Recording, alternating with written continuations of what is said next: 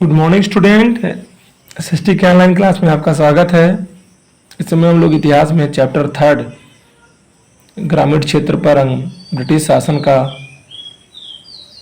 कार्य कैसे था या उन्होंने कैसे शासन किया उसी के बारे में पढ़ेंगे। एक चित्र दिया हुआ है। इस चित्र में देखा है कि 1765 में रॉबर्ट क्लाइव मुगल बादशाह के दरबार में गया और बिहार और उड़ीसा की दीवानी ली।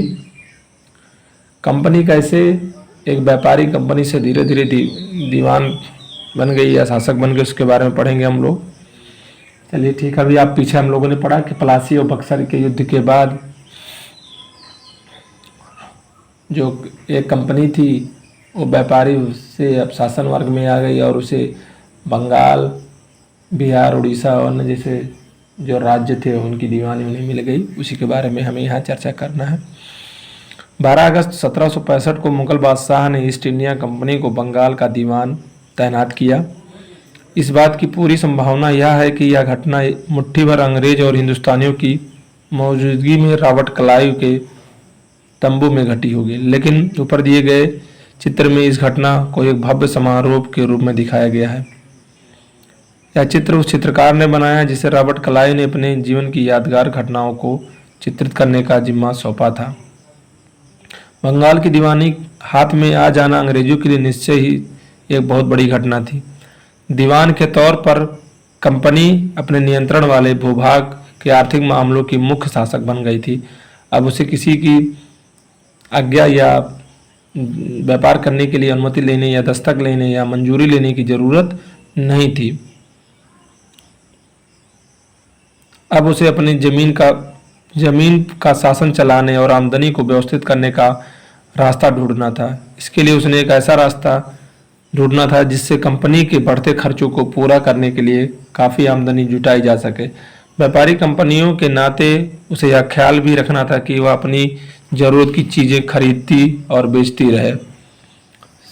समय के साथ कंपनी को यह भी समझ में आने लगा था कि उसे सावधानी के साथ आगे बढ़ना चाहिए। बाहरी ताकत होने की वजह से उसे उन लोगों को भी शांत रखना है जो गांव देहात में पहले शासन चला चुके थे और जिनके पास अब भी काफ़ी ताकत और सम्मान था। ऐसे जो लोग स्थानीय सत्ता में रह चुके हैं उन्हें नियंत्रित करना तो जरूरी था, लेकिन उन्हें ख़त्म नहीं किया जा सकता था।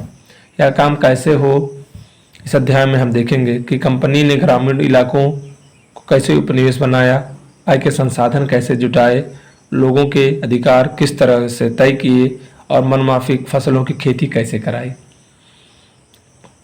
ठीक है ना। कंपनी की आमदनी, कंपनी दीवान तो बन गई थी लेकिन अभी भी खुद को एक व्यापारी ही मानती थी। कंपनी भारी भरकम लगान तो चाहती थी लेकिन उसे उसके आकलन और वसूली की कोई नियमित व्यवस्था करने में हिचकिचा रही थी। उसकी कोशिश यह थी कि वह ज़्यादा से ज़्यादा राजस्व वसूल करे और कम से कम कीमत पर बढ़िया सूती और रेशमी कपड़े खरीदे। यही कारण है कि 5 साल के भीतर बंगाल में कंपनी द्वारा खरीदे जाने वाले चीज़ों का मूल्य 2 गुना हो चुका था। 1865 से पहले जो ब्रिटिश कंपनी थी से सोने और चांदी का आयात करती थी और इन चीज़ों के बदले सामान खरीदती थी। अब बंगाल में इकट्ठा होने वाले पैसे से ही निर्यात की चीज़ें खरीदी जा सकती है और उसे अब ब्रिटेन से सोने चांदी लाने की जरूरत नहीं थी। जल्द ही यह जाहिर हो गया कि बंगाल की अर्थव्यवस्था एक गहरे संकट में फंसती जा रही है। कारीगर गांव छोड़कर भाग रहे हैं क्योंकि उन्हें बहुत कम कीमत पर अपनी चीज़ें कंपनी को जबरन या ज़बरदस्ती बेचनी पड़ रही है।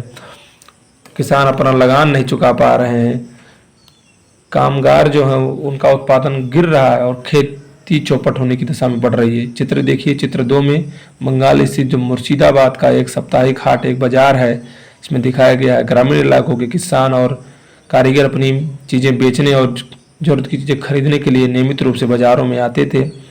आर्थिक संकट के समय इन बाज़ारों पर बहुत बुरा असर पड़ा था। ठीक है ना।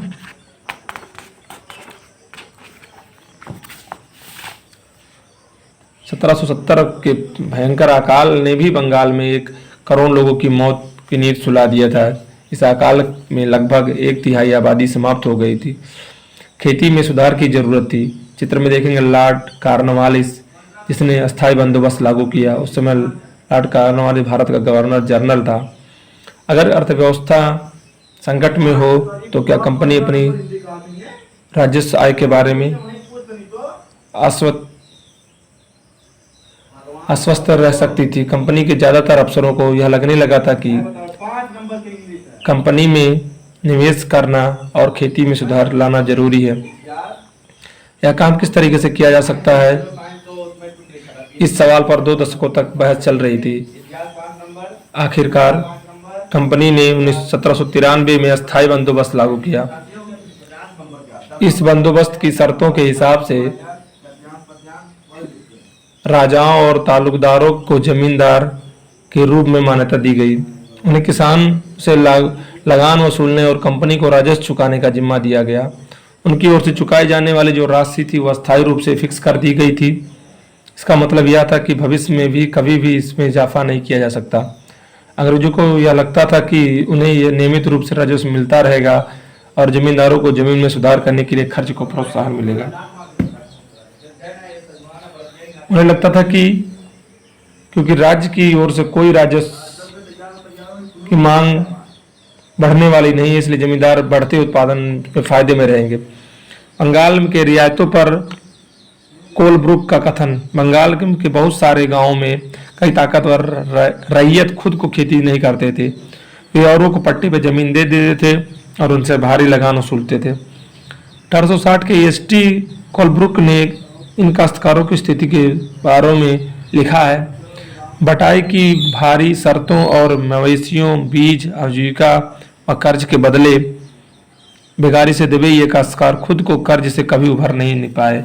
जब उन्हें जीने को पूरा नहीं मिलता तो ऐसे में भयानक हालत में वे दिल लगाकर काम कैसे कर सकते थे। न ही अपनी हालत सुधरने की कोई उम्मीद दिखाई देती थी। समस्या क्या थी? मगर अस्थायी बंदोबस्त ने भी समस्या पैदा कर दी। कंपनी के अफसरों ने पाया कि अभी भी जमींदार जमीन में सुधार के लिए खर्च नहीं कर रहे हैं। असल में कंपनी ने जो राजस्व तय किया है वह इतना ज़्यादा था कि इसको चुकाने में भी जमींदारों को भारी परेशानी हो रही थी। जो जमींदार राजस्व चुकाने में विफल हो जाता उसकी जमीन छीन ली जाती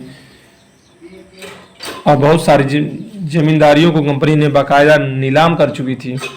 19वीं शताब्दी के पहले दशक तक हालात बदल चुके थे। बाजार में कीमतें बढ़ी और धीरे धीरे खेती का विस्तार होने लगा। इससे जमींदारों की आमदनी में तो सुधार आया, लेकिन कंपनी को कोई बहुत ज़्यादा फायदा नहीं हुआ, क्योंकि कंपनी को तो हमेशा के लिए एक राजस्व तय कर चुकी थी। अब यह राजस्व में वृद्धि नहीं कर सकती थी। लेकिन जमींदारों को अभी भी जमीन की बेहतरी के लिए कोई दिलचस्पी नहीं था। वे नहीं चाहते थे कि खेती में कोई सुधार हो, और उनमें से तो कुछ बंदोबस्त के शुरुआती सालों में ही अपनी जमीन गंवा चुके थे। जो बचे रह गए थे वो भी अपनी बिना परेशानी और निवेश के खतरा उठाए आमदनी की जो उम्मीद थी वो कम ही दिखाई दे रही थी। अब तक जमींदार किसानों को जमीन देकर उसे लगान वसूलते थे और उन्हें जमीन में सुधार की परवाह नहीं थी। उन्हें तो केवल लगान से मतलब था, ज़्यादा से ज़्यादा लगान चाहिए। दूसरी तरफ गांव में किसानों को यह व्यवस्था बहुत दमनकारी दिखाई देती थी। किसान को लगान चुकाना था और बहुत ज़्यादा था। जमीन पर उसका अधिकार सुरक्षित नहीं था। लगान चुकाने के लिए अक्सर महाजन से कर्जा लेना पड़ता था। अगर वह लगान नहीं चुका पाता था तो पुश्तैनी जमीन से भी बेदखल हो जाता था। महल क्या है? ब्रिटिश राजस्व दस्तावेज में महल एक राजस्व की इकाई है।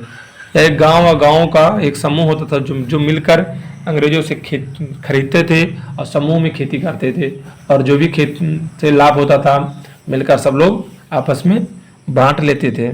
यही था एक महल, एक नई व्यवस्था। 19वीं सदी की शुरुआत में ही कंपनी ने बहुत सारे अधिकारियों को इस बात का यकीन हो चुका था कि राजस्व बंदोबस्त को दोबारा से बदलाव करना जरूरी है। जब कंपनी को शासन और व्यापार के अपने खर्च के लिए पैसे की जरूरत पड़ी तो वह अस्थायी बंदोबस्त के राजस्व को सुधारने के लिए विचार विमर्श करना पड़ा। बंगाल प्रेसिडेंसी के उत्तरी पश्चिमी प्रांतों में इस इलाके का ज़्यादातर हिस्सा उत्तर प्रदेश में है के लिए होल्ट मैकेंजी नामक अंग्रेज ने एक नई व्यवस्था तैयार की, जिसे 1822 में लागू किया।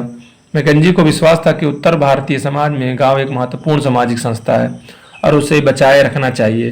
उसके आदेश पर कलेक्टरों ने गांव-गांव का दौरा किया जमीन की